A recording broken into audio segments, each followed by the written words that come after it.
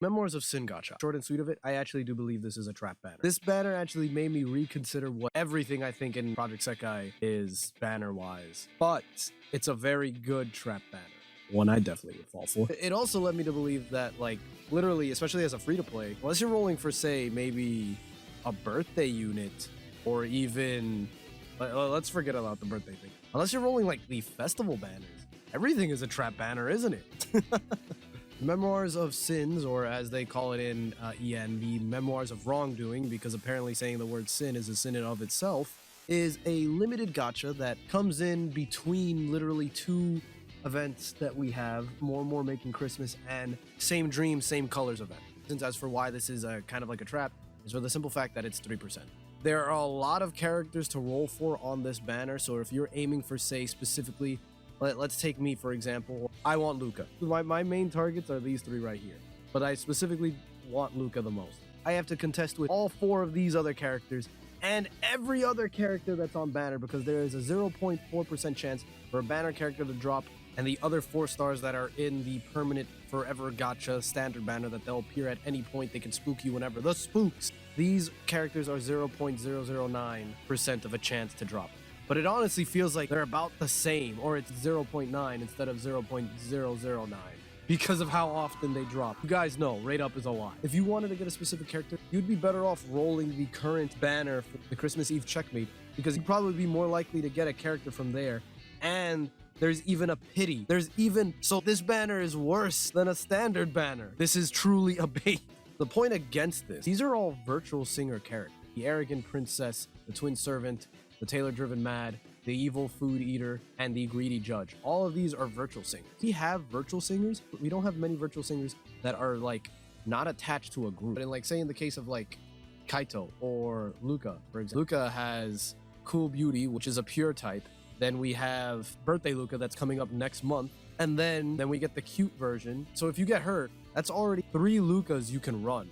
These characters can help you fill out slots for all the events that are coming up. On top of the fact, if say you are a character enthusiast for this character, now you have more reason to use them in other events, right? It's that simple. It's that simple. Skills are nothing to go crazy at. The Evil Food Eater over here, she at least is a healer, and that helps like newer players. Same thing with Luca and the Kaito, right? Greedy Judge, Galarian over here, and Kai. These are perfect locker characters that can help you with unlocking, say, a master difficulty or getting an all perfect, but they're not anything that you haven't seen before.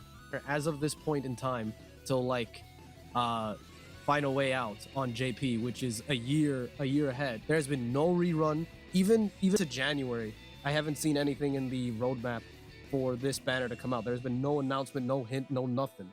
So if you wanted these characters, this is your chance to get them. So there's that. I wouldn't recommend a starting player to roll this banner unless you were very serious about these guys. All these virtual singers, all in one, multiple of them, that's good. But the fact is, you may get one, but then maybe you get like 3 of these or 4 of these, you know? What do you do now? Especially if you are free to play, you are better off rolling the festival banner that we're going to be getting at the end of the month, because that is a 6%. You have other limited characters that you can go with, and you can definitely fill out your roster much easier if you're rolling a 6%. I still can't convince you otherwise, because this is a more of a do as I say and not as I do, because I'm definitely rolling this banner. For the Vocaloids themselves, there are 36 events from now till where we're at on JP. 8 of those events are mysterious, 8 of them are pure, 8 of them are cool, 7 of them are cute, and the last 6 are happy. For the Rin, the Arrogant Princess, there are 29 events you can use a Rin in, and 5 of those events will be mysterious. So that's where you're going to get use out of her. For the Len, the Twin Servant Len, or Alan, over here, there's going to be 27 events where you can use him, and 4 of those events will also be happy. I don't know, it's always a thing where like Len just gets a little less than his sister. No love for my boy. Well, he's getting more than some people. For the Luca, Tailor-Driven Mad, Kaio over here, she is actually available in 29 events to be used, just like Rin, but only 5 of those events will actually be cute events that you can use her in. For the Evil Food Eater over here, 28 events, but only 5 of which of those will be mysterious events. And finally, Mr. Greedy Judge Galarian Kaito over here. There will be 22 events where he'll be usable in, and 5 of them which will actually be cool attributed events. I guess the other thing that you could take into it is the fact that like some events actually happen very close to each other, or specifically Taylor-driven Mad Luca. You can use her here in 3 events, one of which you won't be able to use her since she's not one of the attributed characters, but there are like back-to-back cute events, so you can get a good amount of use out of her. There's only a few of those, so you might want to check that out for yourself.